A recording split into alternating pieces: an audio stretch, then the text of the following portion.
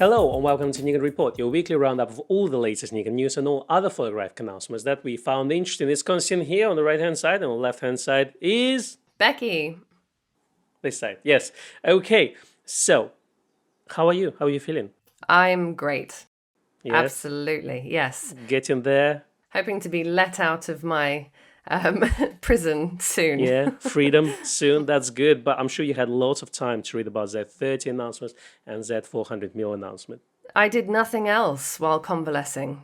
Well, sounds fantastic. So let's talk about Z400mm first, since that was the most exciting announcement for people who watch us. So Nikon Rumors published several comparisons with the other Nikon lenses. So first one up, we had 500 PF lens. And obviously, if we disregard the size and the weight, which were they're quite similar, but 500, of course, is bigger. What's most interesting thing to me is actually MTF chart that they published. According to that, actually 500 looks better while priced around the same time. What do you think, Bex? Do you normally trust MTF charts as a kind of your main thing when you're choosing the lens? Actually, not at all. Maybe that's ignorant of me, but I don't usually look at the MTF chart to decide whether or not I want a lens. For me, it's more about, will it do what I need it to do? Is it convenient? Is it the right price point, etc.? So the MTF chart is very much a secondary thing, if not a tertiary or beyond thing for me. What I do find interesting is that it's been compared against the 500 PF over, say, the 300 PF. Obviously, it sits between the two, and I wonder why that is. Well, I wonder if people disregard it because it's 300mm, so it's like, it's shorter. Normally when people go for wildlife and sports, they want to get the longest focal distance possible. But also it could be a price as well, because in UK, it's normally priced just under £2,000, and I think it's on offer at the moment about 18. I'm sure in the US, it's about the same price-wise. But I think a lot of people disregard it just based on price as well. In my opinion, 300mm lens is very underrated lens. It's one of those new generation lenses that were designed on the computer, and they were simulated, the performance of the lens was simulated on the computer itself, and that would help them to A, make the lens a lot better optically, B, to cut the cost on the development and the production, because you need to have less physical samples, but also overall performance of the lens has improved as well. So in my opinion, people should compare it, but I think the focal distance really makes more logical sense for a lot of people to compare it with a longer lens than a shorter one. Yes. So Bex, when we're looking at 400mm release, and so obviously 500 PF is priced very similar at the moment, and it is in stock. If you would be purchasing now and you're a wildlife photographer, what would be your first choice? Would you go for 500 PF over 400, or would you go with a native Z400mm over 500 PF? Price is basically the same. Yeah, that is an interesting question. I think I'm slightly biased because I've got the 500 PF and I've used it over the last few years quite a lot, and I have a lot of love for that lens. The Z1 is obviously a few hundred grams lighter. It's about 300 grams lighter, so that's always a benefit. And if I was buying now, I'd lean towards a native Z lens. But I personally have multiple cameras. Sometimes people have DSLRs and Zs at the same time, and I think the 500 PF, you can't go wrong with it. You can use teleconverters. It performs beautifully. The focusing is nice and fast. I have no complaints about that one particularly. So I'm still a big fan. I'm yet to see the 400 f4.5. I'm sure it's absolutely amazing. So I may be eating my words in a few weeks' time. Okay, so as a 500 owner and user, you would say you're not convinced as of yet, but you're looking forward to trying it out. Exactly. Now, Nikon Rumors also did a comparison between the 400 4.5 and the 100 400. And funnily enough, Ricci, our very own, did a review of a comparison between the 400 4.5, the 100 400, and the 500 PF himself, which obviously he's had cooking for a little while longer. So it's interesting that those are the lenses that it gets compared with. But do go and check out Ricci's video if you haven't done so already. He is definitely the one who's in the know about the main differences and pros and cons of each one. That's true. He doesn't publish videos very often, but when he does, he goes through the lenses very thoroughly. So now we also have Morten Himler, who is very well-known wildlife photographer and works with Nikon. So he published his review of the lens with testing it with the 1.4 teleconverter, taking photographs of birds in flight.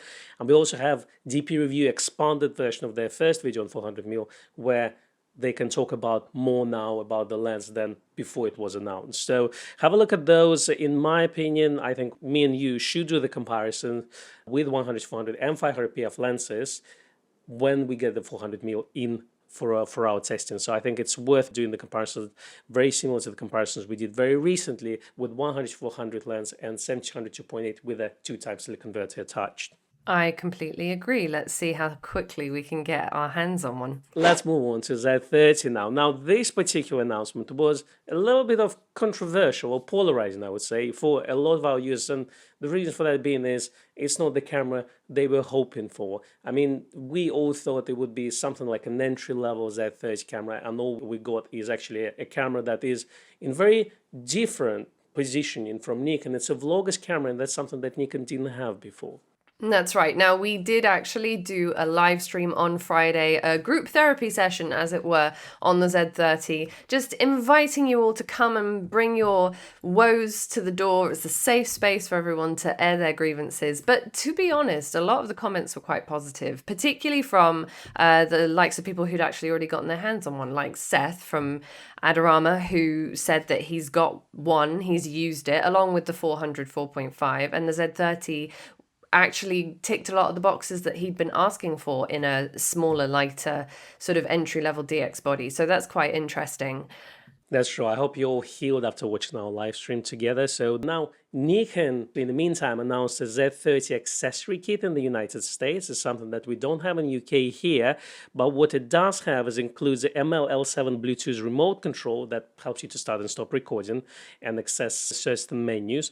They also include the dual-purpose SmallRig tripod grip to capture the content anywhere, and then also it includes a Rode mic, which goes on the hot shoe of the camera. Yes, now we did actually ask if this was going to be a kit that would be available in the UK because it was in all of the pictures of the marketing material for the Z30. At the moment, it sounds like the UK aren't going to get these kits, but currently it's priced in the US at $149, and it's quite possible that depending on the popularity of it over there, we may get it over here in the UK and in Europe as well. That's usually how these things go. Well, fingers crossed. And another sign of things to come, Nikon also had a vlogger kit for Z50, but also had a movie kit for Z6 and Z6 II cameras. So I think that's something that we will see in the future. Great. Now, SmallRig have also announced a whole array of accessories, a whole accessory ecosystem for the Z30, which consists of a SmallRig wind buster with shoe mount, a cage, a base plate, and an L bracket. So they've obviously been working on this. These things don't create themselves overnight, so they've obviously been working on this for a little bit of time.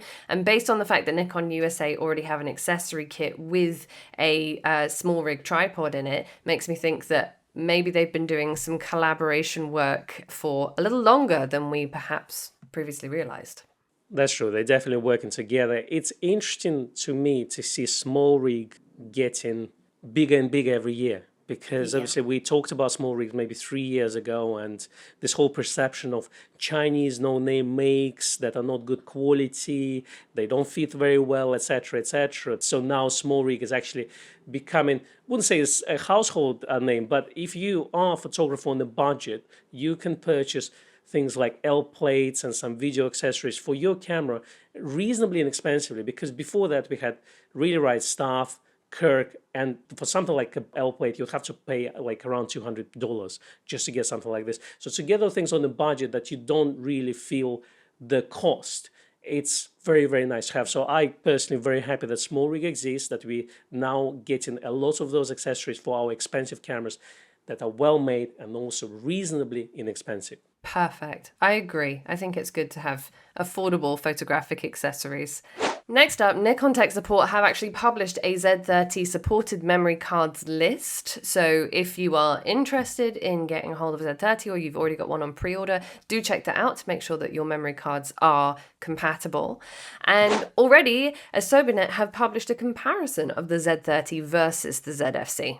Okay, so basically if you're looking for small and light camera, then Z30 where it's at, but the difference is very, very small. So I would personally choose the camera based on your budget, but also the looks, because obviously ZFC is a retro vintage looking camera and Z30 is more modern one, so the choice is yours. Now, we also have lots of videos came out on Z30. The first one up from Kai himself. So Kai is very well known YouTuber. He published his own video on that, so have a look at that and his thoughts on the camera. We also had Matt Irwin, who talks about Z30 as well as 400mm lens.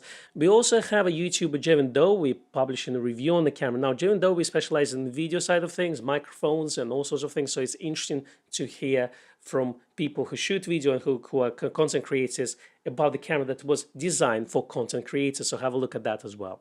Yeah, I've definitely noticed on Nikon Europe's Instagram page that they've been promoting using influencers, food vloggers, and people who you'd normally see on Instagram probably shooting with a smartphone, and they put them into their marketing campaign. I think it's a very, very smart move on their part, because the major platforms where you're going to see this camera being used are places like, aside from YouTube, are going to be places like Instagram. So I expect we'll see more and more videographers getting their hands on this little camera pretty soon. That's true.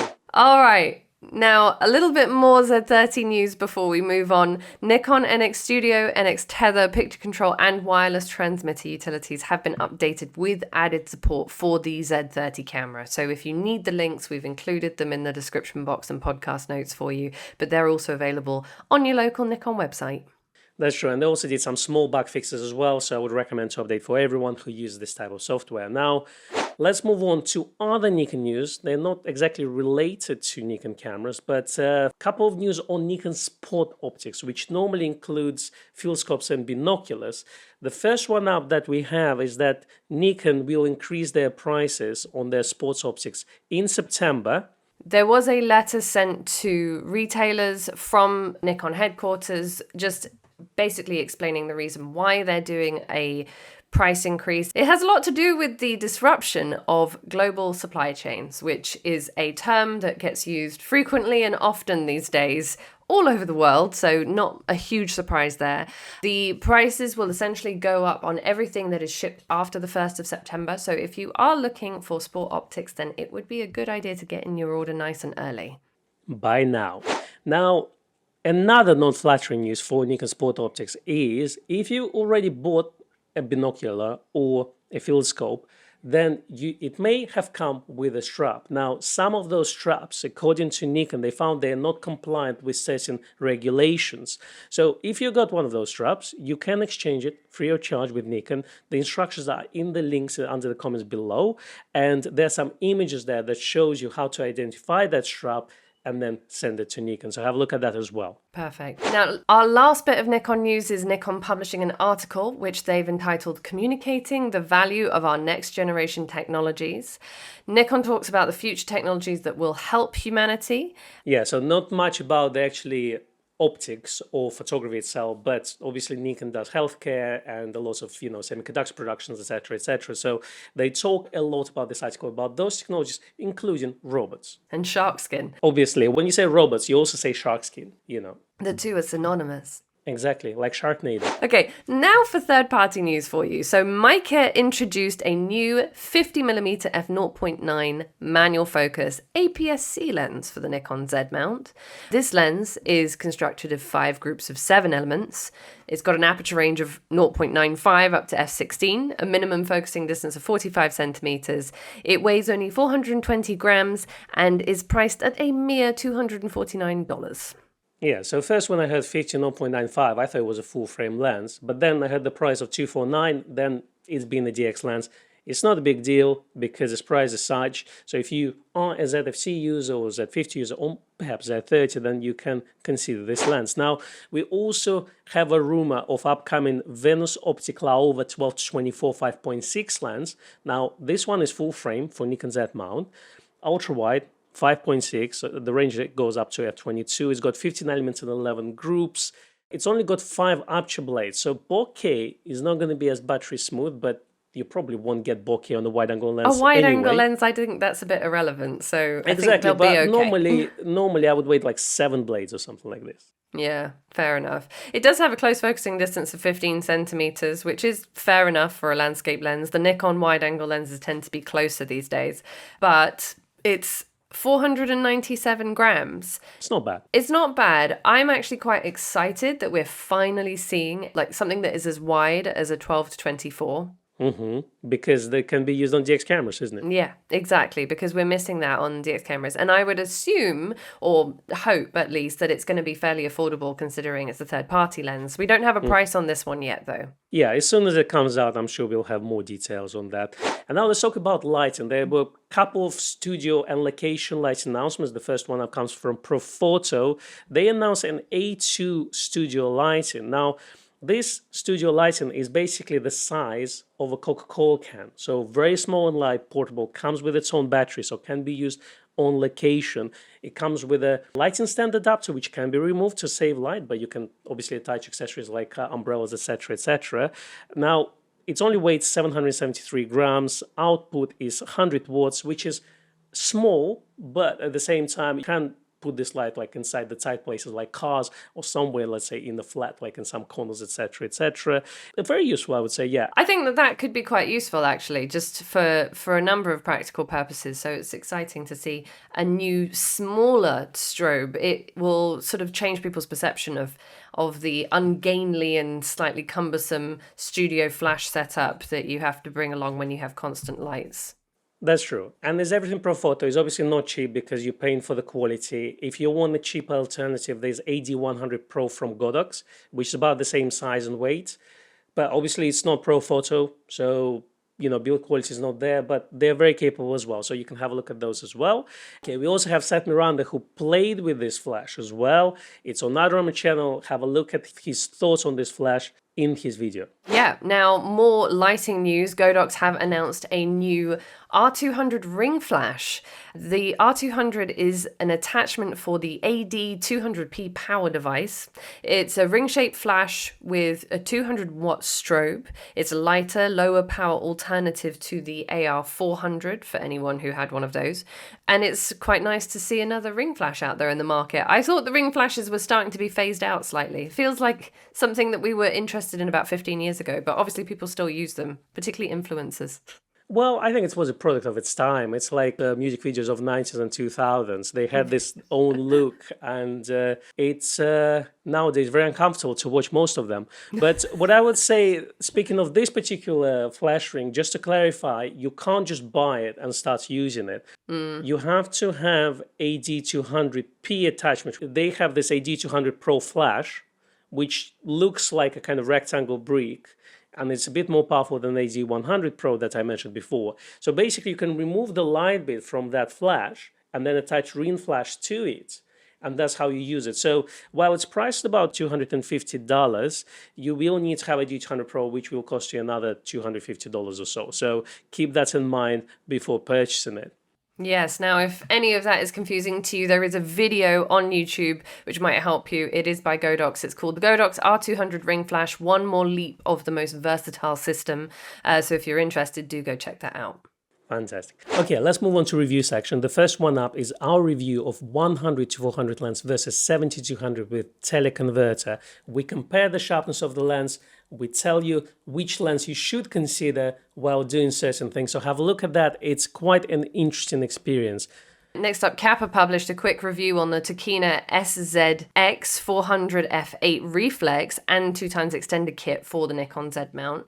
This is priced at $249. It's a long lens on a very tight budget, so that might be of interest to anyone looking for something like that. That's true. It's a mirror lens, but that goes natively on your body. Well, it comes with the attachment that will allow you to put it on that body, but obviously gives you that length at a fraction of the cost. Obviously, you will get some perks like a donut shape, bokeh, etc., etc. But obviously, it's not going to win any awards in terms of sharpness and performance, but it's cheap. And that's why you may want to consider if you're not the, let's say, frequent use of those focal distance, but you just want to have it in your bag just in case. Yeah, if you've not got very fast-moving subjects as well, because obviously reflex lenses are manual focus. Indeed. Now for your weekend read and watch segment, we have the Nikkor, the 1001 Nights number 82. This one looked at the best-selling DX format lens released in the age of the D70S, the DXVR 18-200, which was apparently quite a groundbreaking lens at the time. So do go and have a read of that one. I was surprised by this article because normally they publish an article, one of those 1001 Nights articles on very obscure lens, so manual focus glass. So I didn't expect to see 18-200 there, and obviously 18-200 is a consumer lens. It's been replaced now 3 times. We had 18-200 Mark II with a little switch for the zoom to eliminate the creep, and also then we had 2 18-300 lenses, which were evolution of 18-200. So just to see how Nikon came up to this lens and what research they did to create this lens is very, very interesting. We don't see that very often.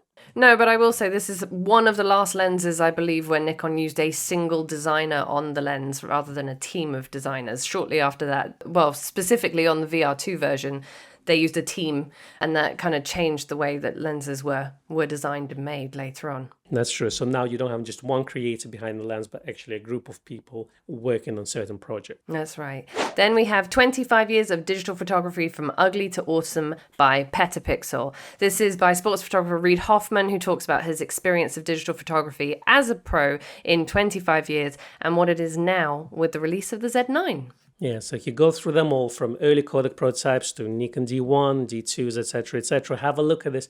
A very fascinating article to read.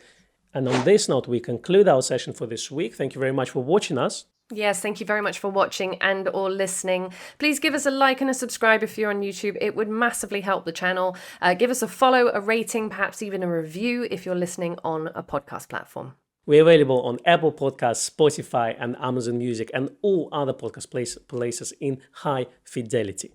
Excellent. And if you'd like to find us on the internet of the world, you can find me at Rebecca_Danese. You can find him at Konstantin Kochkin, and you can find the shop at Nikon at Grays. Fantastic. Thanks for watching us, and we will see you next week. Bye-bye. Bye-bye.